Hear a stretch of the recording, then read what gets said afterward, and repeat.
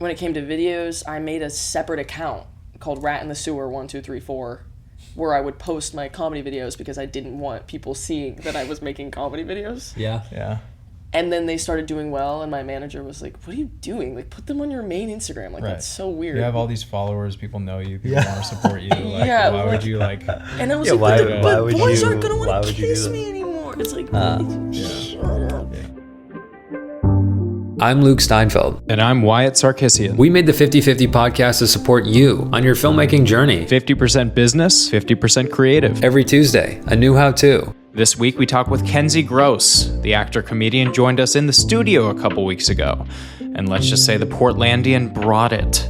We touched on everything from retirement home theater troupes to following Mark Norman at the Comedy Store to playing Rooftop in Newsies to making Adam Sandler laugh while seating him and his family at a restaurant. We really touched it all. But what makes Kenzie who she is not her slew of daily comedic interactions.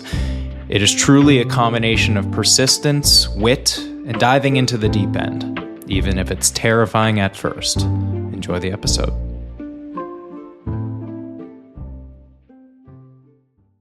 So you play don't. Wii is what, that's what, Yeah. yeah. Yeah, I'm not very good at most games On there, Wii? though, on Wii. But you love like Wii which Sports? which one was the one? Wii Sports was the big one. Well, Like because I know Wii you're a tennis? sports person. Huge sports person. Yeah. Huge sports person. Yes. Luke and I also come from sports. We come from What sports did you all play? What sports did you play? I asked first. I played soccer and lacrosse. Chills. Soccer and cross country running. Oh my god. But you hate that. You You guys definitely are so definitely played fucking cool. soccer. No. Volleyball. My older sister older is a sister, pro I volleyball feel like player. I knew Whoa. And then That's a whole that's thing. a whole can of worms. Yeah. And then my younger brother is a college basketball player. And then my parents were both D1 tennis coaches for 30 years. My dad still is at the University of Portland. And then my mom was like, she like all-American tennis player and now runs the tennis program at a country club in Camarillo. That is amazing. And then I played tennis my whole life. Yeah. And basketball. My dad played tennis in college and where at? was at Stanford. And Right. and Of course. I mean, he was. Oh, of course. And Yeah. he would admit this too. He was like getting water for the tennis players at Stanford. Like he was on the team, but like You don't have to say that. Yeah, that's Yeah, just stop at Stanford. Well, We can but then cut that. then she's Yeah. gonna like try to like get in touch with my dad about like That's- I So you was already in definitely touch with your dad. Whoa. I'm sorry about That's that, kind you of guys. like a Hey reverse guys, your I'm mom sorry joke. about Yeah. that. That's good though. I'm sorry, I get a little Yeah. nervous. Fucked up in the head sometimes. Yeah, no problem. Okay, well you guys are talking outside for like an hour. So what Right, we didn't cover much. waiting for Luke. That's crazy. So you're from like a real athletic family. Yeah. That's super cool. That sounds like work ethic for breakfast, like was it super competitive at home? Well, like what was that like? My sister and I in shared Portland, a room. right? You were Yeah, in okay, Portland. yeah. My sister and I shared a room for a long time, and on the walls of our bedroom. How much older is she? I'm sorry. She's 4 years older. Okay. And my younger brother's 4 years younger. Okay. And we had posters on our wall. We had one of Steve Nash when he broke his nose and got a bloody nose and then played the rest of the game. It was an incredible game. We had a poster of Steve Nash's bloody nose face on our wall. Okay. We had one of Maria Sharapova, who's like a famous tennis player, like screaming like this. Yeah. We had another poster of, this was our like mantra, hard work beats talent when talent doesn't work hard. And we had, Like your family mantra. oh yeah, Your coat and we had of like arms. matching like wristbands, like the t-shirts. Your whole family did? It was mostly my dad's thing because he was also a coach of like a junior They're program. coaches. Right. Oh my God. So- Coach is a whole other level. Yeah. because Yeah. It's like an So he was our educational coach thing. like growing up Right. for tennis until he realized we were ass and we all quit. He kind of gave up on you guys. Yeah, it was When kind of a when did mutual you give start up. Right. playing? Was this like an immediate you pick up a racket Straight from the canal. out yeah. Yeah. Yeah. Wow. Immediate. Yeah. Straight from the Straight- canal. It's Right. crazy. You're like, give me a racket. Yeah, Thank you. exactly. Thank you so much. Two-handed backhand or one-handed backhand? Two-handed. Okay. I'm quite weak, Well, generally. there's I had a no shame two-handed in that. forehand for a long time. How tall are your parents? My dad is like 6'3"-ish, and then my mom is 6 foot. Oh my God. And then my so your sister's sister's what? 6'3", and my Whoa. brother's like 6'6", 6'7". How tall Wow. are you? 5'7", I think And that's why you're in comedy. Yeah. and that's why I'm so pretty and so funny. yeah. For sure. You got all the other stuff. Yeah, exactly. Yeah. Like I read books in full. and Yeah. you know, Right. At what point did you know that maybe you weren't gonna be like them? When I stopped growing, honestly. Honestly, when I stopped growing. Also, I realized that when I would like play in a basketball game or play tennis, I was doing it for the crowd. Like I was I was trying to make the crowd laugh while I was in the games. Laugh. Yeah, like when I would be like falling, like or it's something? kind of Like- no, it would be like a breaking the falls? fourth wall sort of thing, where it's like a girl would like do something stupid or she'd get blocked, and I'd look at the crowd and be like, Like a Jim from the Office. exactly, Like, and the crowd would go crazy. yeah. And that's kind of when I realized I was Wow. like, oh, I should probably stop doing this. Were That you is doing so theater funny. at the time as well? Yes, Okay. I was. I started doing theater when I was like 6 or ish, Whoa. but it was because I like grew up a classical pianist, a singer, and a dancer, Right. and so they were like, you have to do the thing that combines all of those. So you were just doing everything. everything. Yeah. I was after school I had like 3 extracurriculars after school. Crazy. What were your siblings doing this as well, or was it strictly like sisters playing volleyball 24/7? I guess it was tennis though at the time. I mean, probably. it was tennis and basketball. Yeah. She didn't even Yeah. start playing volleyball until like 8th grade. Oh my god. And now she's like pro. It's like stupid. Crazy. And then like we were just encouraged to try everything, do everything, put everything you have into everything. Yeah. And so it was kind of, I mean, hard work beats talent. If talent doesn't if work talent hard. doesn't work hard. Yeah. And also TTP, trust the process. Hell yeah. Yeah, getting that Hell yeah. tattooed right here. USC Trojan transfer plan. TTP. Yeah. Are you familiar? Yeah, I'm not familiar, but that's different. That was early, but that was Yeah. also early instilled in you, right? The Of Trojan course. transfer. Trojan transfer, but FTFO. Yeah. The whole thing. FTFO. Yeah. Come on. That's wild. What a cool environment to grow up in. It was really cool. It was also sometimes a little bit, I wouldn't say isolating, but like other kids in my class, like I went to like a really small school, like no one else was really doing that, like really, I don't know, like going balls to the wall on like a bunch of extracurriculars or whatever. And so sometimes it felt like, am I weird for doing this, you know? Yeah. Did you enjoy I know you mentioned in sports, I was like, I'm performing for the crowd. Like when you were playing piano or dancing or acting, did it feel different in the way of like, oh, these are my people, or like I feel at home on stage? Yes. Okay. Like especially in theater, musical theater, like the children's theater I grew up in, that was like, oh, okay, so this is what I'm going to do for the rest of my life. for Why? sure, for What sure. was there a moment of like, oh, I'm Annie and I just sang? Literally, I was Okay. Annie. It was that. Oh. It was Scrub on literally. the floor with your That's the- toothbrush. that's the You're musical like, wait a that- second. Luke I knows, think yeah. that's like a It's general. only one. Most little girls, Annie is the one that's like, I've got to pursue this forever. Yeah. But it's Yeah. true. Like that was my first like kind of professional role was Annie, and doing that was like every time I close my eyes, I'm like I'm chasing the high of being Annie at Wow. 12 years old. Yeah, that'll do it. Yeah, and that's why I'm an actor. You just want to return to that. Yeah, Yeah. Wow. yeah. Chasing Annie. Chasing The title of your Annie, the memoir. title of my memoir, Yeah. documentary. That's not a bad. That's not a bad title. So what was you said that was your first like professional job. What was the theater scene like in Portland specifically, and like at what point were you like, I want to be at a higher level with this and like move to LA and go to school for this and all that? For sure. The theater scene in Portland was amazing. It was really cool.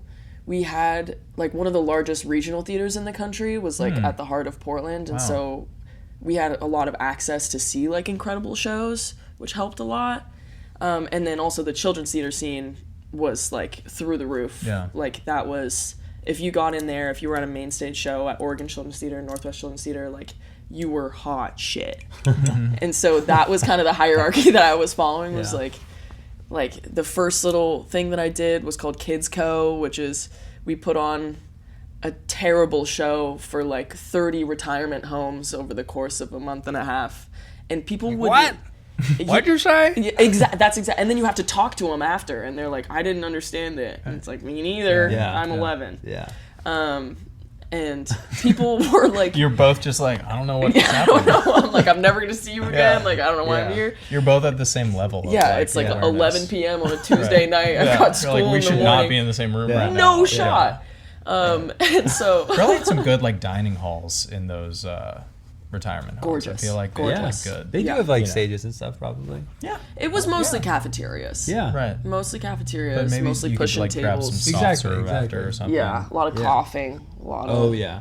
yeah. The Sneezes. oxygen machines. Yeah, it's a couple CPAPs. Tough. No, it's true. It's had tough. that and- Yeah. Yeah, it's not easy. Yeah. It's not easy. For sure. But like people were, I didn't get in the first time I auditioned, and that was like the saddest I've ever been probably in my life. Like people were like cutthroat over getting into this retirement home performance circuit. Okay. And then when I finally got in, my mom pulled me out of class and was like, "You did it! Like you made it!"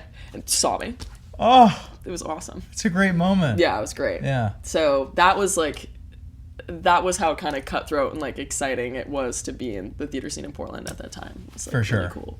For sure. But So then, when did stand up start, or maybe the question before that is like comedy, because you're talking about musicals, and I assume you guys weren't performing comedies. I mean, maybe you were, but I was always the comic relief character in Interesting. high school. In Okay. every show I did, I was the funny, freaky friend that was like, What show- like you what go shows were get you him, doing? girl, you know, that sort of thing.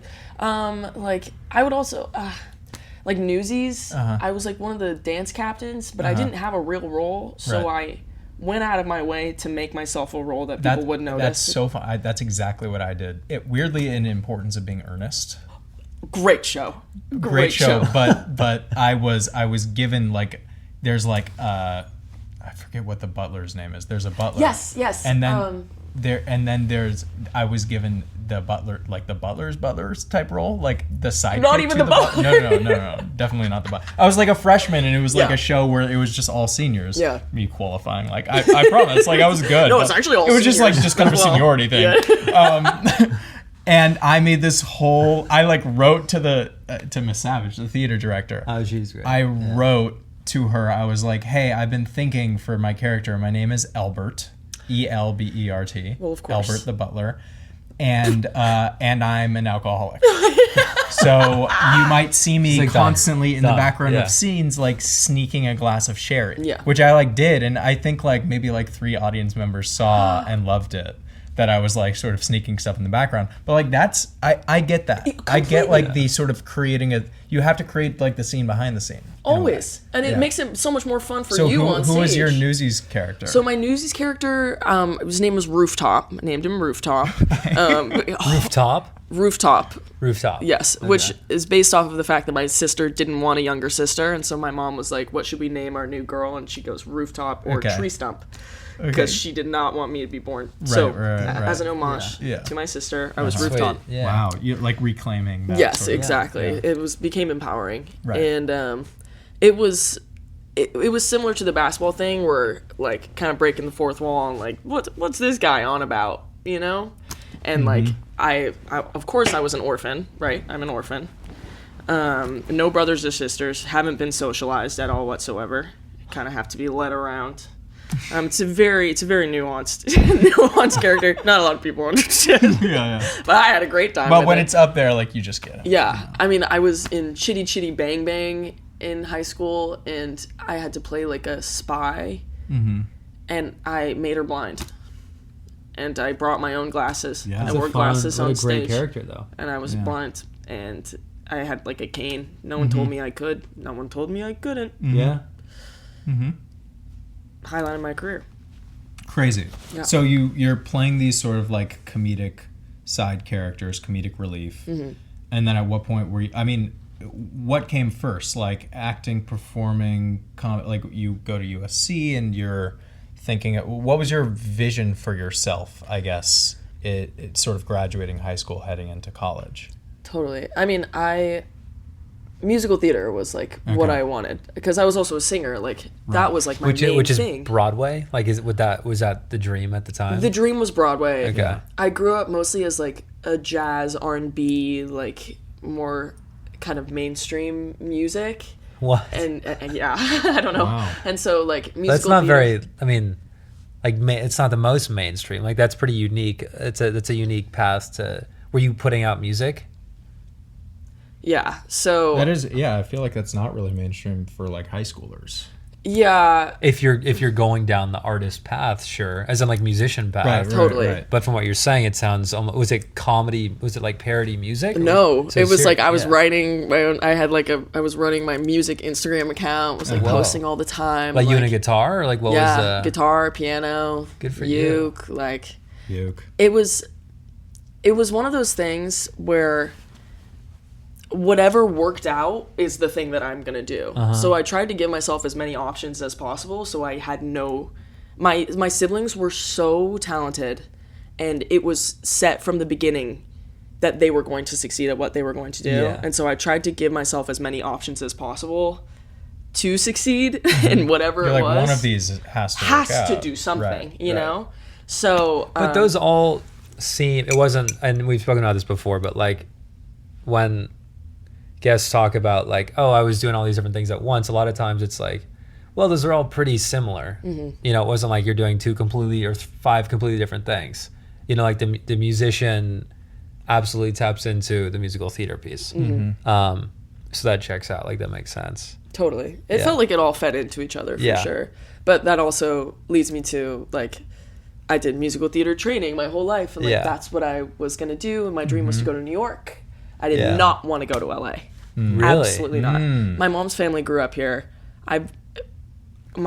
For every summer and Christmas since I was born, I would come to LA to see my mom's family. Not interested. Fuck LA. I absolutely hate it. I was like, no. Yeah. Granted, my only experience was in the Valley, which was like, ugh. Yeah. Okay. Who likes it Some over Valley there? listeners out there. I'm Yeah, sorry. maybe too I'm sorry, you guys.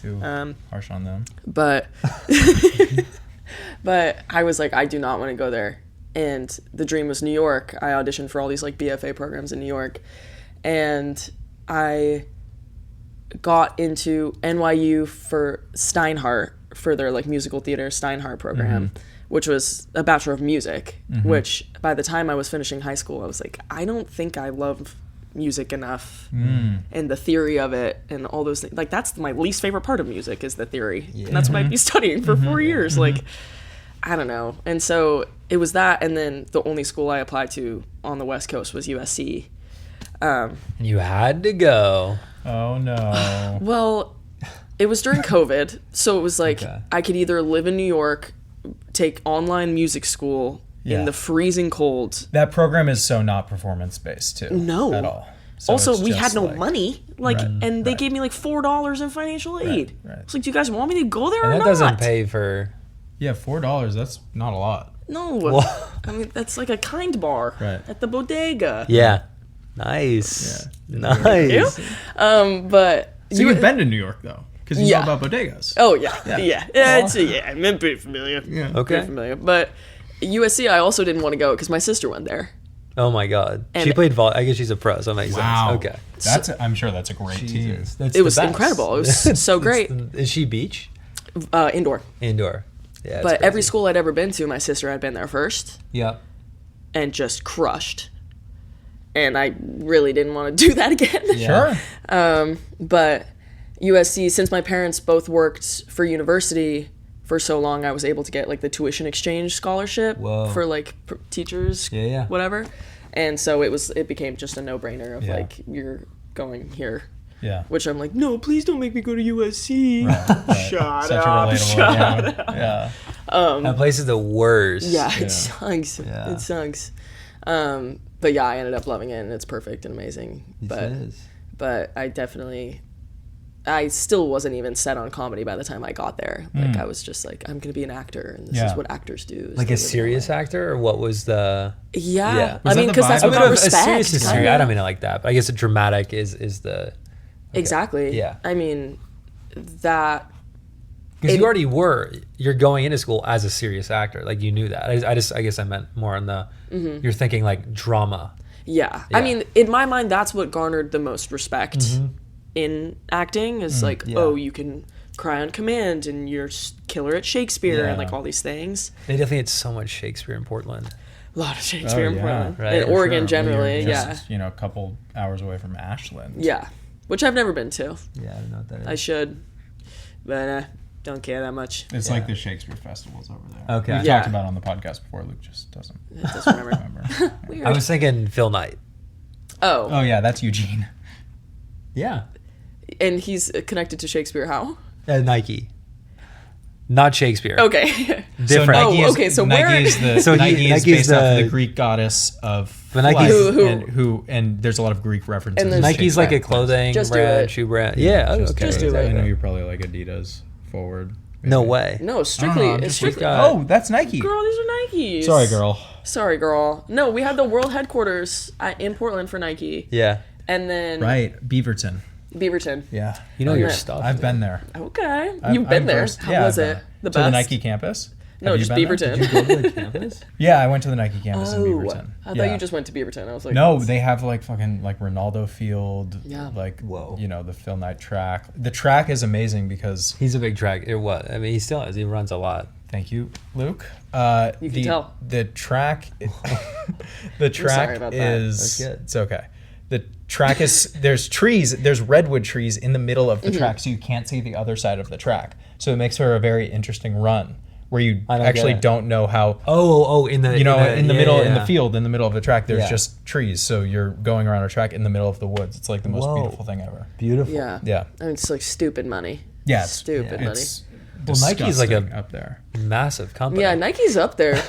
Probably. I mean, no, Phil Knight's Yeah. grandson went to my high school. Classic. And so all of our shit was sponsored by Yeah. Nike. Oh my god. So like my sister's volleyball team had like 12 they had different the coolest- uniforms. oh like my God. we had the tennis team, like we had like 10 different uniforms, What like, a different dream. shoes and like That's awesome. That was the main reason why I played tennis in high school because the Whoa. outfits were like I can only. I'm imagine. sure. I'm Yeah. sure. yeah. Okay, I so love USC.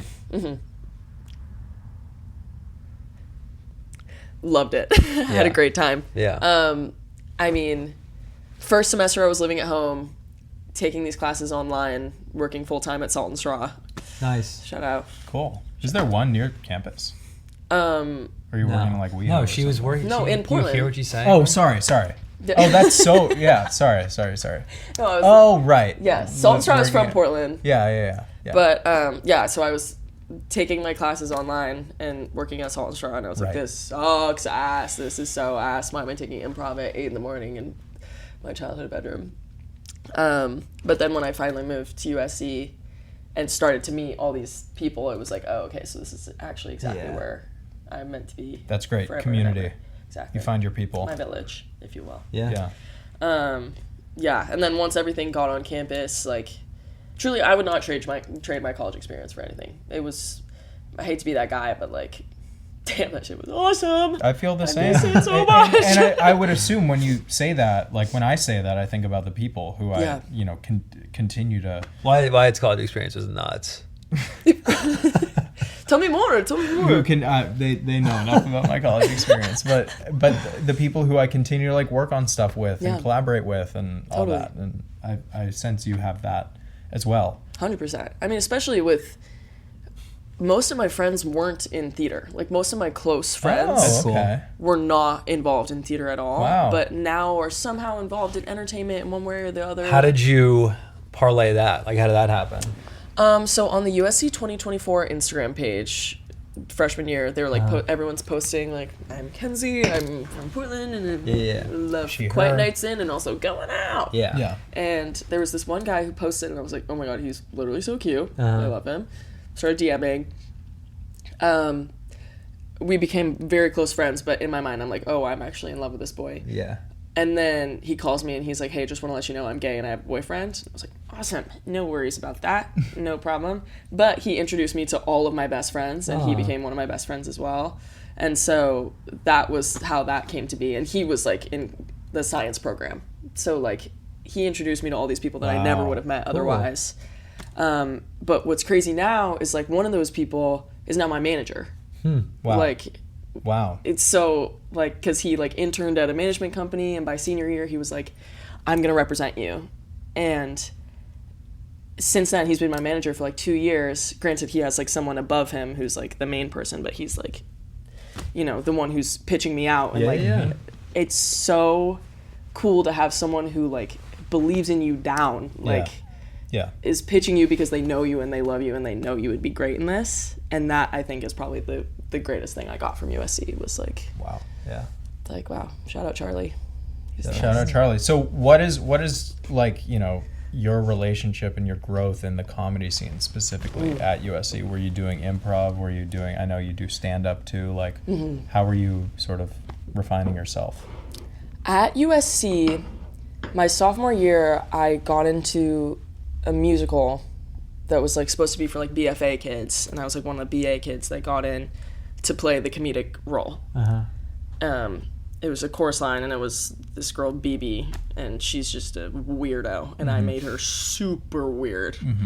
And from that point forward, like my professors and people who came to see it, they were like, "You're so funny, like you have to keep doing like these comedy skits, like come take my class." They're like, and I always wanted to do improv, but it scared me so bad because all the people I knew that did it were so good at it. And the catch-22 of having parents that are coaches is that I don't want to do something I'm not good at. It will make me hate it. And if I try to do something and I'm bad at it initially, I'm going to quit for sure. As in, like, because your coach, your parents are people that their job is to be like, you can get better at this or something? Well, I'm just so hard on myself. And, like, I want to live up to a standard. You equate fun with how with good doing you well are at and something winning. at something. And so, and the whole premise of improv is like, there's no winning, you're just having fun. Totally. And that's a really foreign concept to me. Yeah. And so I'm still kind of grappling with that. Which is why I appreciated so much like the sketch space and like writing my own skits, because I'm in full control of when the audience laughs. Completely understand that. My character and all those things. Right. So there's fewer variables you have to worry about. Exactly. Yeah. Like I need to be really in control. Yeah, and I also think like Luke and I have talked about this before, like coming from teams and team sports, like it is an important part of it to like, you know, differentiate yourself and individualize yourself and really define, even when you're in improv and even some sketch groups, like you don't get to have that like personal identity that you now get to have on Instagram and on TikTok and all this stuff. For sure. Yeah. Yeah, I mean, like, the comedic scene workshops and things that I would do in college, like, that was where I felt most at home and most excited. And that's what... Building characters or more developing your own voice, like persona as a stand-up? I honestly didn't start stand-up until, like, this last year. So it was characters. It was mostly characters, or finding my own voice in terms of writing. Like, I wrote, like, a short series with some of my friends. Cool. And that was so exciting to me. I was like, whoa, I really could do that for the rest of my life. And then my senior thesis was a one-woman show. And that was also then the most fun I've ever had in my life. Wow. And so by the end of college, like, I really felt like I knew who I was and what I wanted to do. But it took me a year to get the courage to like do it. Like, I don't know, living in Brentwood and working a restaurant job was and after trying college. to survive. Yeah, yes. right. So there's that was the my survival, first year. which takes up a lot of time, and it can become the thing you're only focused on. Exactly. Yeah. I mean, I was working 2 jobs and What restaurant were you at here? farm shop. You were? Yeah. That could be, I don't know. I feel like we probably saw each other at farm shop at some point. I'm sure. Yeah. Yeah, I was a host there. Oh, at like At the restaurant. Whoa. Yeah. That's awesome. That's an amazing, but that's like that's like a really cool, Pretty coveted job, I would yeah. assume. Oh, yeah. it's amazing. And it's like the industry spot for the Totally. West I mean, Side. the people I met were like unbelievable. Yeah. Like David Mamet was like one of my regulars. Wow. And I didn't even know he lives. yeah. Dude, farm shop is like he's He's such a a Santa low Monica key guy, I think, actually. He lives really close, I'm pretty Yeah. sure. I've heard that. Like, I would have his plays in the back of my car, and like, Yeah. and then I would like go to work, and he'd slip me a 20 to give him his favorite table. And Yeah. I'm like, where am I? Like, what's going on? What Yeah. the fuck? I'm so I love you. Let me run to my car. I have your play. I have to show you. No, exactly. Yeah. It's like, sign it. No, and I was talking about like Adam Sandler used to come in, and like he was one of my he's a comedy regular icons my there. whole life. Of course. And like I made him laugh once, and it was like I've been riding Like, that I'm good. high. I'm good. Dude, I'm good. done. What did you say? Yeah. What did you say? He showed up wearing a truly terrible outfit, like one of the worst I've seen. It was like neon orange with birds on top, and then bright blue shorts, and then like green socks, like something Nice. truly like he got dressed in the dark, and it just was unbelievable. And he walked in, and I go, "I like the fit today, Adam. It's real subtle." And we he was go. like, Yeah. good one. I was like, really? Yeah. I was you twice for Halloween, and I have a picture of you above my Aw. bed. I didn't say that, but Yeah. should have. Maybe Yeah. I'll see this. But yeah, so anyways, worked at Farm Shop, and then also still work retail at this sunglasses shop in Venice. And so like those survival jobs in itself, I didn't know how to balance like creating my own stuff and then also just surviving. Such a hard thing to balance. So ass. How did you start balancing that?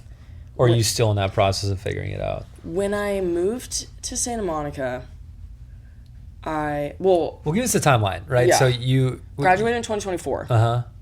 Lived in Brentwood from summer 2024 to 2025 Okay.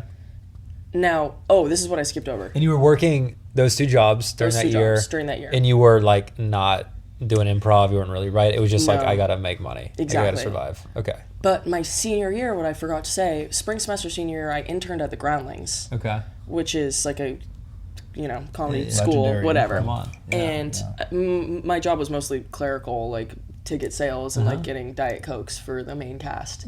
But even being in that space was like, whoa, this is so cool. You felt the history. of it Yeah. all. Yeah. I mean, it's everyone I've ever known and loved on stage, Right. like there. Like Kristen Wiig, Will Ferrell, Melissa McCarthy, like. Oh, yeah. And it was the 50th anniversary there as well. So all these like old like legends were coming What a back. cool time to be there. Oh my God, it was the best. And so coming off of that high from college really is where I felt so stagnant that year. Where I was like, well, what do I do now? Like, I don't have money. I don't have connections. None of my friends are really in theater.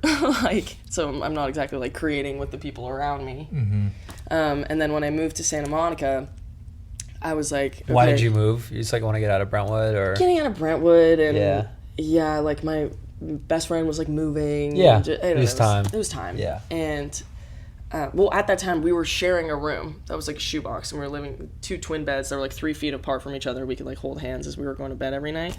That's sweet. Sorta sweet. Kind of three back to those Annie days, maybe. Yeah, exactly. It's a hard true. knock life Yeah. for us. So You're just mopping the floor. in the middle of the night. literally, Yeah. exactly. Kind of like a bed. It's just no. It's like you could broom that we got him off. Yeah. Got him off. It It's a was rug. Kind It of was a coming rags to to riches herself, story for Yeah. sure. Yeah. But yeah, so We're just waiting for your daddy Warbucks, right? I'm still. I don't know. You know about that? Let me know if you hear of anybody. Yeah. I don't know.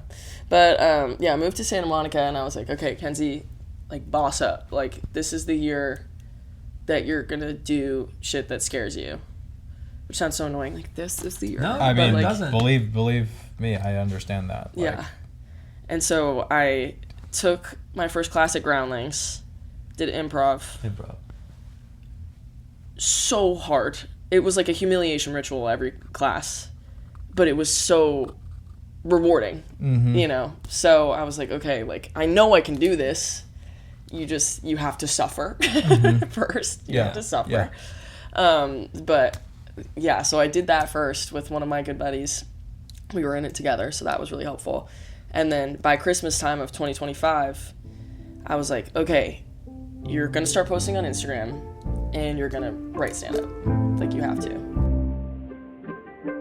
We'll be right back.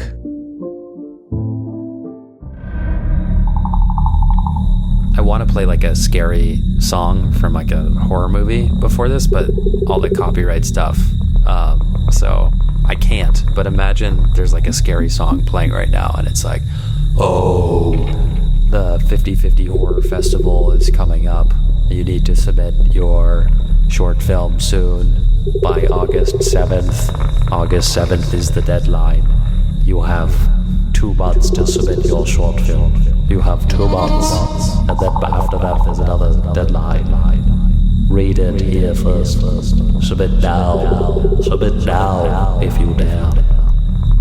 Now, but for real, we have our horror festival coming up in October. October 18th is the actual day. Get your short in by August 7th if you want to be a part of it. We look forward to viewing your submission on Film Freeway. 50/50 horror. Those are the numbers. 50/50 horror. And so I started doing all this basically in like January. when it came to videos, I made a separate account called Rat in the Sewer 1234, where I would post my comedy videos because I didn't want people seeing that I was making comedy videos. Yeah. Yeah. And then they started doing well, and my manager was like, "What are you doing? Like, put them on your main Instagram. Like, that's so weird. You have all these followers, people know you, people want to support you. Like, Yeah, why like- would you like? And I was Yeah, like, why but would boys you- aren't gonna why want to would you do kiss that? me anymore. It's like, Yeah. shut up. Yeah. So I finally like started posting on my main. That was really fucking scary. And then I did my first couple stand-up gigs about like being a server, like stupid shit, natural wine. And So Instagram started first, and then became stand up they came around about the same about time. the same time. About Can the same you time. talk about the prep, if there was any, regarding clips and I guess stand up too, but specifically if we talk about Instagram for a sec? You said you made this separate account. Like, were you going in at the top of the week, you know, being like, okay, I'm gonna write, you know, 5 bits this week or something to talk about, or was it just very heat of the moment, like pull my phone out? You know, Johnny Marks talked about that. That's exactly what it was. It was. It's freeballing it. Just sitting on the couch. I have a and being notes like, app "That's of funny." like things that I think are funny. Yeah. And then if I have time, I'll go through them and be like, oh, I could do this right now. Uh-huh.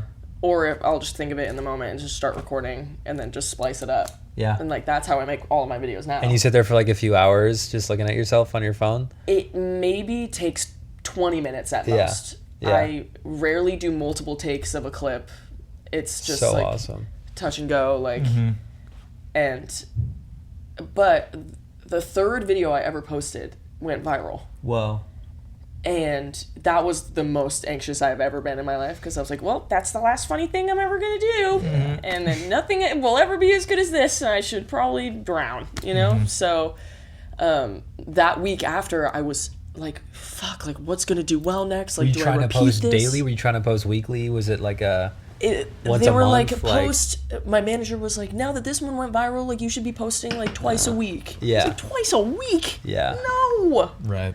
Like, because the next one's gonna like inevitably flop. Yeah. So of it course. really was just trying to really like get a sense of the like your mentality with it at the beginning. It what it seems like was very just more of like, oh, it's Friday, I got to pull up my phone and post. Not like the whole week I'm thinking about this video and then I'm gonna ideate it and then I'm gonna block my schedule and do it. Like it was just very. Oh, it yeah. was if like I you were had, doing other stuff with this. It sounds like. if I had time after work, I would film for half an hour. Yep. And then I'd wake up the next morning and I'd watch it and I'd hate it. Uh-huh. And then I'd be like, well, there goes that. Like, Yeah. have to wait for something else funny to happen to me today so I can make a video about that. Yeah. But after that first video did well, that week I probably made like 10 other videos being like, what's going to be the next one that does really well? Yeah. And they were all ass. They were terrible. Did you post any of them? No. Wow. Because I was so stressed out. What was that viral video? It was your mom calls you when you're hungover. Uh-huh. And it's like, you know, are you free for a dentist appointment in 4 years? I just booked you. Yeah. You know, like that sort of thing. Yeah. Yeah. Which my mom was initially not very happy about. But she came around to it when she saw it did well. But She's like, oh, I take credit she was for like, it now. oh, like, I did say that. you're welcome. I am funny. Yeah, exactly. I was like, you are. But yeah, the other videos I made, you could tell I wanted it too bad, and I was desperate for it and stressed, and Yeah. it just wasn't fun. But that's so the process, isn't it? Like, Yeah. Especially with this relationship with social media, like it's so audience based, and like then if you're trying too hard, they won't like it. Like they can sniff out Totally. try hard, you know, like Also, there's so many people on the internet doing it. yeah, Everyone's doing it. yeah, So it's like, it's a thing where it's like, nobody cares, just post it. But it's also like, nobody cares. yeah, Yeah. right, Post it. right, Yeah. So that was a big perspective shift for me. But like the one that I eventually posted after that, it just came to me in the car and I hit record and I just posted it. And it was like your indie friend trying to show you like new bands and it's all like made up fucking words. That one's so funny. I had fun making it. And then I posted it and I was like, oh, this actually isn't supposed to And be scary at all. At this point, this was on your personal account, or this Personal was all, account. It was. Yeah. And when did you make that jump? After the third video went viral. So you So made the- it very quickly The viral one hit on that. on Rat. On Rat. On Rat. On Rat. And then I jump had to make it a collab of post. course. And Right everyone's away. like, who's the Rat? Who's Rat? account? Who's the Rat Rat? Girl? Who's the Rat in the sewer? Yeah. 1, 2, 3, 4. Yeah. Which, but You're bummed you you should made own that. Yeah. That's fun though. It's like a yeah. Luke and I were just having this We were. conversation right before. about literally like how we want to get back into posting sketches and stuff. Not we. Wyatt wants to start doing comedy again. I do More front facing stuff. front facing, right? Luke likes to act too sometimes, Yeah. but direct Yeah. and write Yeah. and everything. And I was like, well, I should probably like make a separate account, right? To like just sort of, because this is so in the weeds, but like we've curated this sort of like, We're breaking the fourth wall a little bit. we've done this podcast talking for about the over a year podcast on the now, podcast. Yeah. which is leans more serious than comedic. Like it's not just a bunch of comedians hanging around. It's like has a purpose to it, this show. So I'm like, okay, like I'm part of 50-50 in the show, and also your like job, right, industry my main side. job, my Yeah. main day job, which is in the industry and Yeah. a career. So I was like, oh, like is it weird if I just start like posting like all these people who are literally work at agencies and production companies and know me as like the guy who works at this X place, gonna be like, what the fuck is this guy doing? Like, is this part of his day job, or like there's gonna be like a sort of inconsistency there, was my thinking. So I was like, what if I Yes. just like linked the account in my main Wyatt bio, and then I have that account for just sketch comedy stuff? Yes and no. It's similar to what you thought of Exactly. in a way. Yeah. You know? But also, I suppose maybe it's different because what I like want to do in life is like be an actor, and like this is part of the brand Yeah. that I've Yeah. had to build. Is like Totally. you have to connect these two. Like you're not allowed to. There's no point in keeping it separate. And so like it depends, I guess, for you in terms of. But here's what I think. I think anybody that follows you in the professional realm that sees you posting comedy, it's like, yeah, he's hustling. Like that's what Right. everybody's doing. You have to. Right. So, like, I don't see any judgment coming from that. Right. And Yeah. if they do, it's like, oh, you're like, they're You're not funny trying. and they're Yeah. old. Yeah. Totally. Yeah, gonna die I think before you, like, it is who the cares? point. It's so funny. Like, remember, we ask the guest one question at the end of each episode, which I'm not going to get into now with you. We're not there yet. But we're not there. We're definitely not there. But I talked about my answer to that question was at one point, like, I have the business and I have the creative, and just like connecting those things at some point would be awesome. And I think for me right now, with like thinking about getting back into performing and all that, like I do think it could be the time for me to actually connect those dots. Well, you you're the through line, Right. Right. It's like you Right. have the business and you have the creative, and like Right. the thing linking. It's like you're both of those things, right. That You is are the you. thing linking, right? Yeah, like Right. you said with the clip that popped off, that third clip, and then it was like, like all these don't feel like me. It's like it's not authentic. Immediately, you know? the It's advice not that your genuine. manager had was to Be pull you. it back to you. Yeah. You know, Own it. people need to Yeah. associate you with that. It's own it, Yeah. man. You can't Yeah. have It a really plan is. B. You Totally. know, you really. It's Yeah. like if you want to do it, do it. Yeah. That's my. But again, if it's a comfort thing, maybe you would have never posted those first 3 videos if you didn't create that Instagram Right. account. Exactly. That is part of it. Right. Well, So because I've it's- seen so many people do it and not succeed. And then all of a sudden, those are tied to them. Yeah. And that's on the internet forever. And that goes back to the thing of like, I don't want to do things that aren't going to do well. Right. That's why do you think people have not succeeded with that? Because I might have a theory which is similar to our theory with podcasting, which is like consistency. Like Consistency. if you are consistent, you'll get good. Yeah. Right? You'll get good, but good doesn't. I mean, obviously doesn't comedy, some of guarantee- it is about like inherent humor and ability to do that, but I don't know. One of my fears about doing Instagram comedy in the first place, me talking about it like it's an art form, but like No, it doing is. It Instagram totally comedy is, in the yeah. first place These is days, I mean, absolutely. I've seen it's a triumph in itself to put yourself out there, and that is something that I felt like I was too cowardly to do in the first place. But mixing that with also the judgment of like, well, they should have changed this about the sketch, or they whatever, like I just pictured other people doing that to me, what I was doing to other people, and I was like, oh, well, I could never do that. Like, it just opens the door to too many people. Like, it's so vulnerable. Like, people seeing you try to be funny on the internet. Like, laugh at me. Please laugh at me. Yeah. And it's the same with stand-up. Like, getting up on stage to do stand-up implies that I think I'm funny enough to make you laugh and make you pay money to watch me. Right. Like, ooh, that gives me shivers. Right.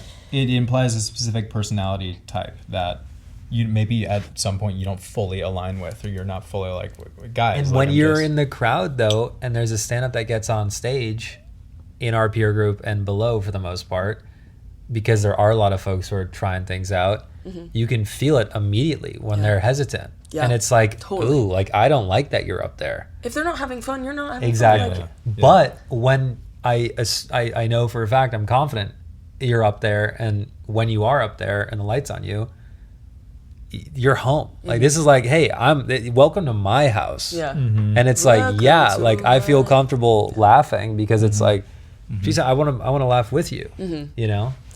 Yeah, that has been the biggest thing for me in terms of making content is now, and I've talked ad nauseum about this, like, with my other friends and my dad and, like, all these things, like, making what I think is funny first has to be the root of everything I post.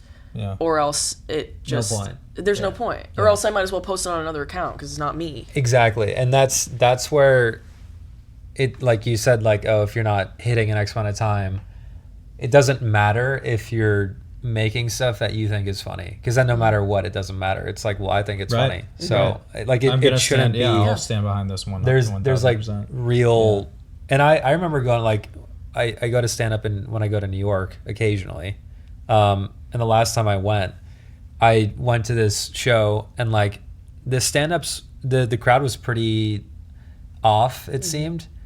And each stand-up that got up there, you could tell was just so seasoned and just like it's just a different level. I mean, they're doing it 3 times a night, right? Whatever it is. And like, you could just feel that. And they're missing, like, it just, you know, jokes not hitting, not landing. And it's like, they don't even, like, they're so present, but they're also, they're so not phased. Right. And it's like, and by the end, everyone's laughing. And it's a crazy... It's interesting. I don't know. Like, there's a real, because I think that it's fully on themselves. They're like, there's like an internal validation. Like, I'm going to I'm going to own this, and I'm going to keep going. I'm going to push through, and by the end, I will have won you over. It's like, it's almost saying that to them in the beginning without saying that.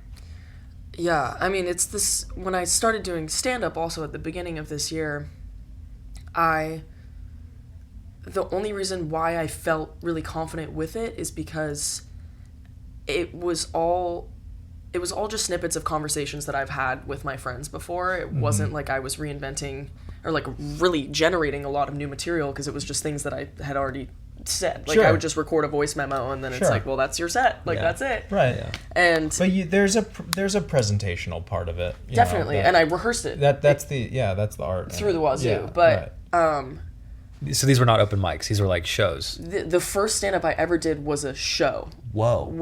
There was like 150 people in the audience. Oh my God. It was at Saba Surf, which is that guy Gall who was on Love Island. It's his coffee shop in Venice. Wow.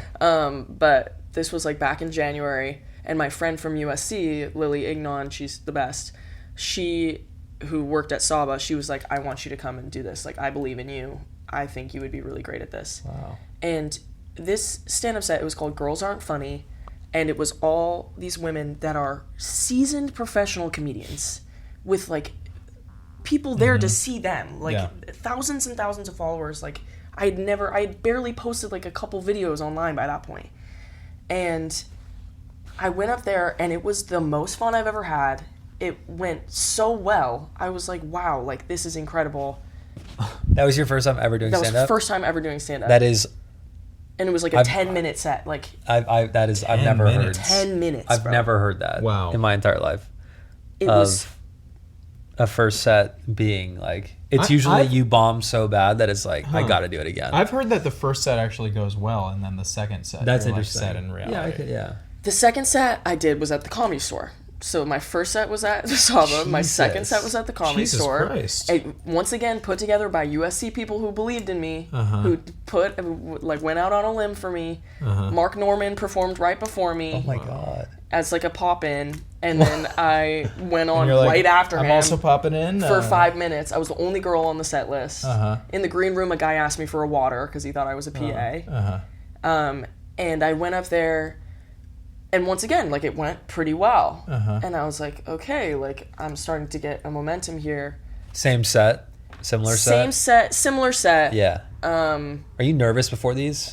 Throwing up. I've never been more nervous in my life. Are you like shaking on stage at the beat, or it's like right when the light hits you, you kind of like, okay, I'm good? Oh, I'm a gust of wind away from vomiting on stage. Yeah. Every time. Yeah. But it was the same with singing. When I used to sing So this on isn't. stage, It's a familiar feeling for you at this point. yes. Yeah. It's really bad. But then once I'm in it, and it's okay. Yeah, and it's the best feeling ever. And it's the best feeling ever. Right. And afterwards, I'm like, wow, that was fun. In the moment, I'm like, I have to die. Yeah. Now. Yeah. But afterwards, it's like, oh, wow. Yeah, that was I pretty. wanna do this a bunch that was more pretty times. chill. Yeah. The third time I did stand-up was, someone was like, it's time for you should workshop. You should go to open mics. Like, this is what comedians do. Right. I went to an open mic in West Hollywood. It was all women. It was like this. It was recommended to me by some other people from the Saba show. I went up there. There was 8 people there. They were all also the comedians. Sure. I have never bombed so hard in my entire life. It was truly crickets. And mind you, there was 8 people there. But when the rest of them went up, we were all dying laughing. It was great. It was unbelievable. It was like a shock to the system because I had never experienced. And it was a similar set, I would assume. It was a similar set. Yeah. But I did add some new stuff, like trying to workshop new material, whatever. Crickets. And that put me off stand-up for legitimately 4 months. Yeah. I was like, oh, can't do that again because I was bad at it. And you know how I get when I'm bad at things. Yeah, like, I'm not going to do it anymore. Right. It's the athlete in you. So was it the manager that said 4 months later, come on, let's go? Or was it you being like, actually, let me try this again? It was the confidence that I built from Instagram. So Instagram was popping in those 4 months. Instagram was popping in those 4 months. And what popping is in, you're seeing an incremental, like, it's growing, or Yeah. it's Gaining a following. Engagement's going really well. And at that point, is it daily posts? At that point, is it, It's like 3 times a week, maybe 4. and are you starting to find a kind of a certain like persona of like, this is the type of story I'm telling on my phone, or this type of character? Exactly. I mean, it's some sketches or some like that one friend who, but most of the stuff that has done really well for me is like coming off of my serving shift and just talking to my phone in my car of like, this is all the weird shit I said to my customers tonight because I'm a clown and a freak and a weirdo. Yeah. And people love that. And people love that. Yeah. What's like, are you practicing bits with customers? Are you like trying things? Are you doing voices? Like, what can you get away with as a waitress? Most things. But it really depends on what they're in the mood for. But I mean, you've been to a restaurant where your server's kind of funny. It's like you kind of feed into it. There's a like, balance. There's such sometimes I'm sure like, you, oh I'm my sure God. Right. It's like, please just fucking take my order. So exactly. hungry. Like it's not like I'm like, what did you guys do this weekend? Right. Like I went to Do immediately when they go on the table. Oh, it makes me sick. Kneel. Some I'm of like, my coworkers please. kneel, and they're like face to face Right. with Now you're What do you spitting wanna on eat? the That plate looks that good. I'm about to. Yeah. It's like Right. I throw in little things in there from time to time, Right. and I'm sure you balance it well. You test the Exactly. waters. Yeah. And people in my comments are like, "You should quit your job. You're terrible at your job." And I'm like, "No, I'm much more charming." Yeah. Trust me. If I served you, totally. like, Yeah. No, you would actually love it. yeah. You would love it. But and of course, it's all like a somewhat of an exaggeration of like how the delivery of it. Because in the moment, I don't know. Like I posted one like a couple days ago. That was actually no, the one that is my most popular video on my page is there was like this group of like 10 people. They were all drinking, and this guy showed up late, and I was like, "Oh, I've heard so much about you." And he was like, "What have you heard?" And I was like, "Oh, that you're just like a party animal, and you like love shots, and like you're just so sick." And he was Was like, this in front of the table? It was kind of an aside. It was kind of an aside. Oh, it was just so- like me so and it the was just guy. him, okay. Because I was coming to like take his drink order, basically. Yeah. And I was like, oh, like welcome, like heard so much about you, whatever. And I was like, you're a party animal, all these things. And he's like, well, that makes sense. Like I am a recovering alcoholic. Oh. Oh. Yeah. But of course it was like totally fine. Like he was chill. Yeah. Yeah, like, what a great punchline, though, of course. Right. It's great for Instagram. and that was the video that did the best. In that moment Yeah. where you're like, oh, I gotta write this down. Like, this is Oh, amazing. You're probably immediately. petrified, I was like, though, too. You clocked it. Yeah. Or like recently, when I was taking an order, I drooled on my tablet because I was so hungry and I was taking an order. And I drooled on my tablet. Yeah. And I said, so sorry about that, fellas. Can you tell I'm hungry? One of my favorite videos of yours is when you do the impressions of what you think people are seeing you as when you're at the beach. That I think it's so funny. I filmed that on my birthday because I didn't want to go to the beach because I didn't like the way I looked in a bikini. Right, And I'm right. like almost whispering because I don't want my roommate to hear me. Yeah. And I filmed that in 2 minutes. It was so funny. And it's like, but that's the stuff that's like so fun to Right. film. It's And like, it's also like clearly it's obviously like I'm sure the engagement is insane on that because like everybody feels like that to some extent when they like have their shirt off or whatever. It's like I just think it's so it's clearly from a place of like I feel this kind of bad feeling and I'm able to flip it and make it the funniest thing that people watch in a day. Totally. You know? I mean, like but that's amazing. It's also such a fine line of like making something that I think is funny and then somehow making it palatable or make someone want to send it to their friend. Yeah.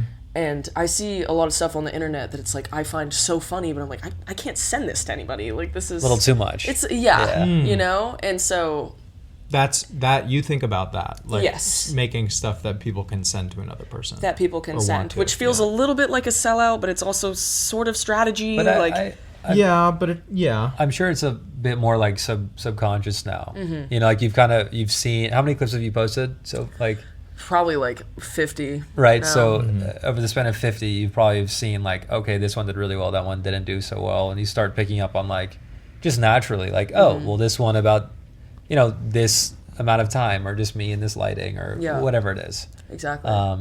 But it's I don't know. Johnny had mentioned this on the podcast a little bit of like how stand-up clips like weren't doing as well as like this now new form. Yeah. And a lot of advice that I've received from professionals or like casting agents or whatever is like, if you have a video that pops off, make it 1,000,000 times.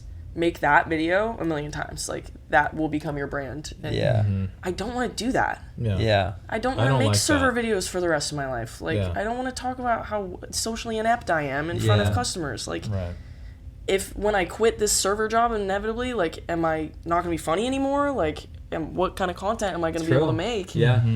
And so that's kind of something I've been Why do you grappling think they say that though?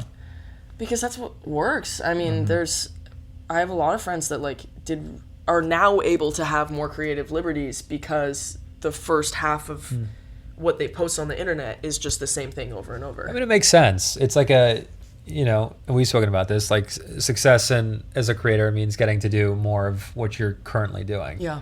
And it's like, okay, I've posted 100 of these waiter videos and they've gotten 100 million views. It's like, wow, we got a cast her as a waiter. And like, let her just play with this. Then all of a sudden, maybe you turn that into a show and you get to be some other character. I understand it, but it also is very limiting for sure. Exactly. Yeah. So. And you seem like someone that does not like to be limited. No. Yeah. I don't like when people tell me what to do. Yeah. Which is great. I mean, that's a very positive attribute, I mean, it's great until it's not. And it's like I could be making my own life easier by maybe, following some of the surefire steps. Yeah, but what is surefire? I mean, the amount of people that are doing exactly that and not doing nearly as well, like as yourself in social media terms, but like, I think you're making it work in a way that like you're excited about and passionate about, which is all that matters. And casting directors will see that and be like, I have a sense of who this person is through her Instagram. Yeah, I mean that's certainly the hope, but it's like that thing I was talking about earlier with like being involved in 1,000,000 extracurriculars or whatever. It's like I'm trying to give myself as much opportunity as possible. So you're still thinking like that? Yeah, I completely understand that mindset. It's it's like scary to put all your eggs in one basket. Totally. And do that. I'm curious, like, what beyond Instagram is exciting to you? Like, do you want to, parlay this into, having your own show, or like, is it TV? Is it movies? Like, is it going back to theater and doing that, or doing a one-person show? I know you did that as your thesis. So like, what's exciting to you besides Instagram stuff in that day-to-day? Live stuff is what I've always wanted to do.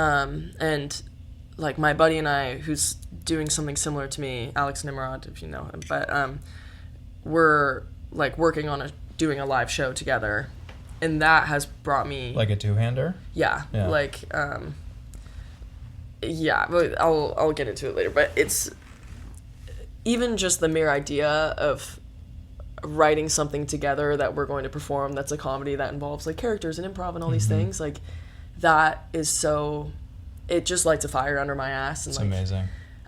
I mean, Instagram comedy, like that's always going to be there, Yeah, you yeah, know? yeah. It's such a flexible medium.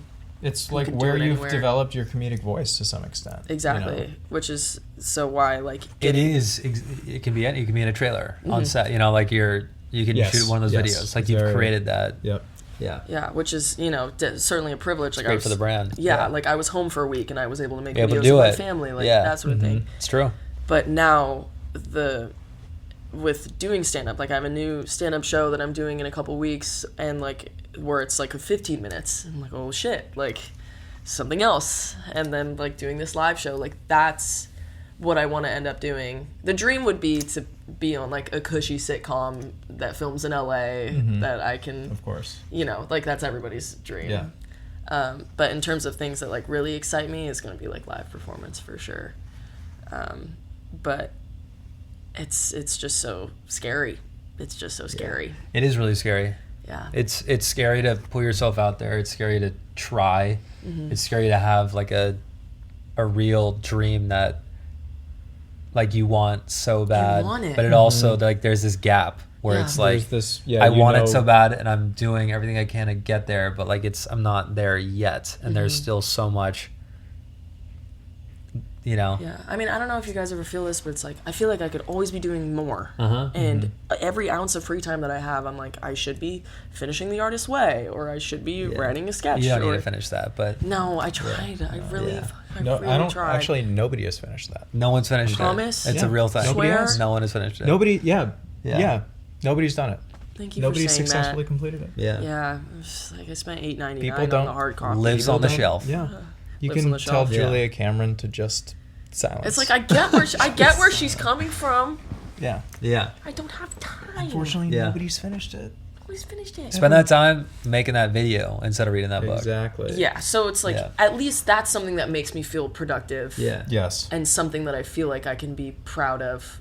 Because before that, I felt like when I would come home and people would be like, oh, do you have any big auditions coming up? What's going on? And I'm like, still work at a restaurant, still work at a sunglasses store. It's so hard. I think like one thing that I wanted to say a couple times is that like this thing you're doing, this two-hander that you're writing with Alex, like that to me, like I saw your eyes light up a bit when you talked about that, because more than just the idea of performing with him, it's the idea of having another person there with you to support you. What a dream. Which is like, but that's part of it.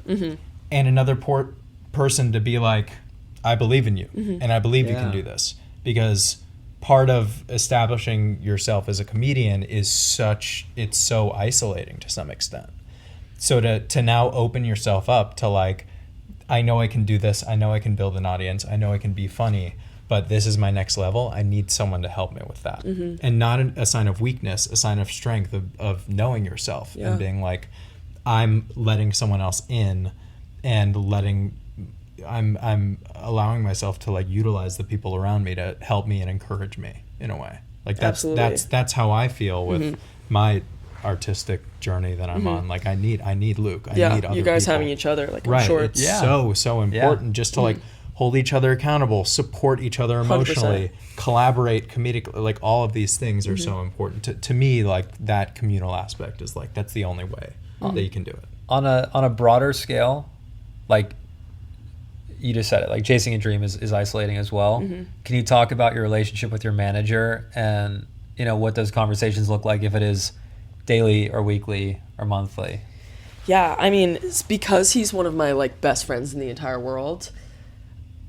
We talk like all the time, and now that social media has become a thing, he's started fielding like these brand deals and like, how do you want to be associated, and here are some ways that you could gear towards this audience or whatever. And so that level of collaboration has definitely made me feel like less alone in this. Just like, I don't know, I truly don't know what I would do without him. He was at a different management company before the one that we're at now, and he basically took me with him to this one.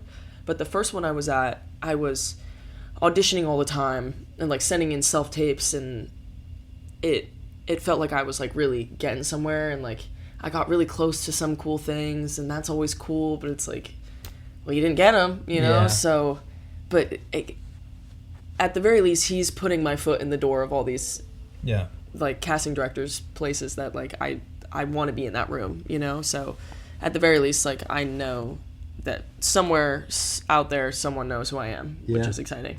And then now at this new spot, it's been much more focused on like the stand-up and the digital platform and that sort of thing, and I do really miss like auditioning for projects, and I think maybe just like for our age group or my type right now, it's like a little bit dry for like the type of projects that are available. But I'm just so lucky that it's like I was saying, like he's pitching me every single day, all day, for stuff that like no one would ever think of me for, but he believes in me so much that Really special. That's amazing. Yeah. That is Really amazing. special. And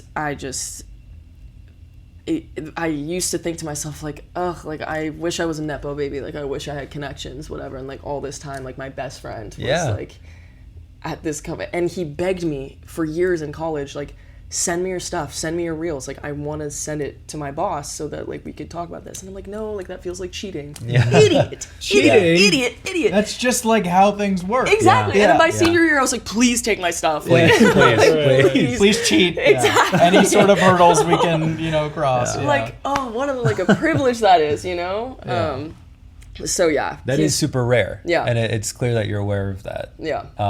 And that's super special to have that relationship with a manager and someone that has seen you come up and has seen you grow and has been supportive since day one. It's dope. Yeah, he's the GOAT. We're seeing a show together tonight, actually, so it's been fun. He also loves comedy, like, and so are you though? When you guys get down to it, is it like, hey, so what do you want to be doing in the next year? Like, do you plan out months, or is it a let's focus on socials, and I know you want to do TV and or I know you want that sitcom, like, trust me, just keep doing socials, and like when it's time, we'll push into that. He is submitting me for more things that I know. Yeah. And so, like, we trust each other implicitly for, like, he trusts that I'm going to keep grinding on socials until something else comes up, and that's where he comes in, you know? Great. So we're working independendly, but in tangent with each other. Love that. And so it's a very seamless thing. Like, if I have questions, I'll come to him, whatever, but he's not breathing down my neck of, like, when are you going to post this week or whatever, because, like, we both trust that, like, we're working our asses off for each other. Yeah, it's great. So it's a real partnership. Seriously, yeah. And, that's not to say, like, he might work more in, like, editorial or fashion, or, like, it might move on to that space, and I'm going to have to just, like, come to terms with that of, like, finding a different manager or whatever. But as of right now, like, I'm living in this, like, blissful state of I don't feel like I have to answer to some, like, old guy who doesn't know me and doesn't care about me and has a million other clients. So, yeah. It's great. It's like, it seems like at our age, it's like the perfect manager-client relationship to have. Because it's not like I have a crazy resume to show, like... Sure, you're building that, and you do have... a following. Yeah, you do have a following. Like, you do have a resume. Yeah. And I know it's maybe weird. uncomfortable to hear that, but, like, you do, Yeah. And it's funny because we're similar in this way too, but, like, a lot of the guests that we have on our show, I'd say probably everyone, it's almost like we're reminding them, like, hey, like, you're doing so much. Yeah. Like you really are, and I know it sucks to hear, whatever, but like you are doing. Just listen. You're doing the thing. You're on your way. Yeah. And We wanted to talk to you for a reason. I know. We're just like fans, you know? Yeah, that was silly. I was like, really? Are you sure? Are you sure about that? Yeah. But it's true though. We were like texting about you this morning, and I was like, she is so castable. Like I was like, she, like your look, your style, everything about you. I'm like, she is so, like, I can just see you like immediately guesting on a TV show. The second you guys start writing sketches, bro, cast me. But cast like, me. we absolutely will. we totally will, and like you are such a unique performer, and you're honestly doing something that is so up my alley of humor that I do not see a lot of people doing. Oh, I love that. Like you are being so like vulnerable in such a beautiful way. So keep doing what you're doing, please. Thanks. And if you only did sketch comedy for the rest of your life, that would be totally Yeah. fine with me, you know. Yeah, I mean that.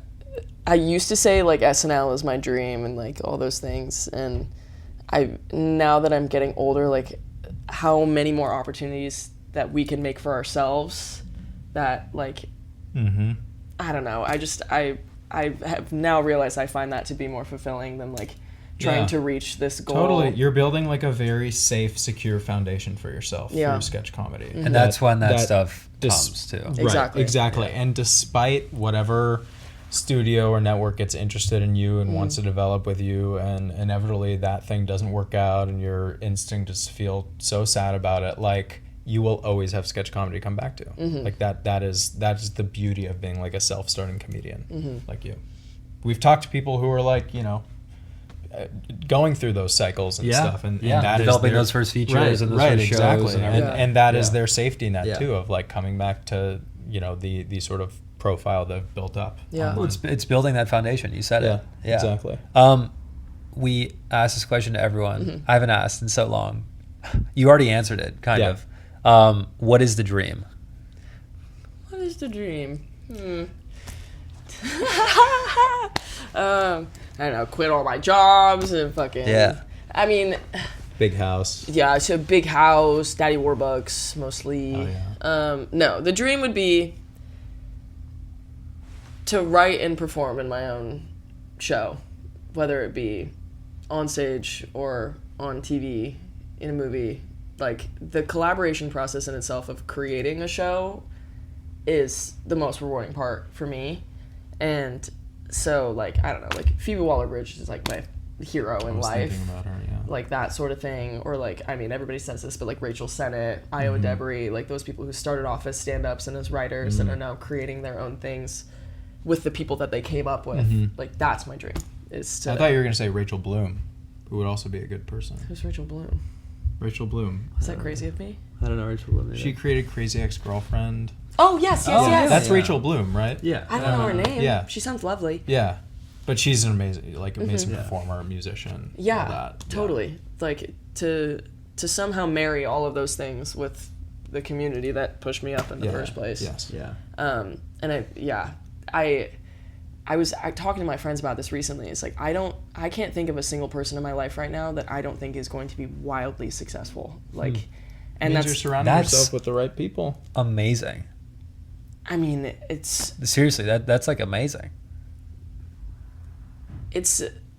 maybe that's just like the USC thing of like, I mean, granted, I met a lot of people at USC that maybe didn't work their asses off in this way, but like all the people that I'm really close to now are hustlers and like absolutely grinding, and that accountability we have for each other, like I just know in my heart and in my soul, like those people are going to succeed and either carry my ass up with them or like whatever. Right. Like I don't no doubts that I have about my life right now are because of the people that I'm around, and I think that is something really special. With sports is the last thing I'll say, but I think sports are a great example of, because it happened to me personally, where like I was gonna go play in school in college. What sport? Lacrosse. I got injured. That one. I got injured. That lacrosse. It was my whole life. I was like, I'm going to do this. I got injured. You got great hair for it. Thank you. Probably looks sick in the helmet. You're missing the point. I'm sorry for talking. I got injured. By the way, What he didn't kind of always have ACL this sort of hair. thing? I tore my hip flexor, and there are 3 heads of it, and I tore the Heads first of the one. Yeah, I don't know. Doctors listening to this will probably be like, "What are you talking about?" But there are 3, We do have a large doctor audience. and I tore the other 2 because I played on it in a tournament. I was like, "Screw it, I got to do this," and I ruined myself for that X amount of time. But That's so I learned though from that years later of like, because like looking back at it, it's like you can't control that. You can't control the outcome in anything. Yeah. Like I spent my whole life playing and dreaming about this is what I'm gonna do, this is what I'm gonna do, and I was doing it and was like right there, and then I got flatlined, you know. And it's this crazy realization of like, there is no guarantee, Yeah. and so you might as well try though, you know, especially if you love it. Yeah. Yeah. And to think like 8 months ago, I was like shutting the door of my like childhood bedroom, like no one come in here, like I'm filming something, like Yeah. I'm super nervous about it. And now has become such a great source of like pride and self-esteem for me, and like Yeah. it just helped me as a person with confidence, let alone like as a performer. And it's exactly what you're saying, like there's no reason not to try, because the benefits are going to outweigh. You can fail in anything. You get fired from any job. Yeah. Might as well get fired or fail in the thing you love doing. Exactly. You know? Exactly. And you're doing it. Seriously. It's inspiring. Brother. It's true. It's true. Keep going. Yeah, we'll freaking see, man. We'll see. yeah. We will. We'll see. We'll see. You'll see. Isn't that great? No, as in like we'll see. Like it you will could see. work, it could not work. Yeah. Who knows? Yeah. So you're like with us too. But we Like, will see. We're sitting We're gonna here see like, no matter what. We'll see. We just don't know what Yeah. to see. Sort of crash and see. burn. We're gonna see. Yeah. Yeah. Yeah. Yeah. Well, thank you for coming on. Really you guys for appreciate it. having me.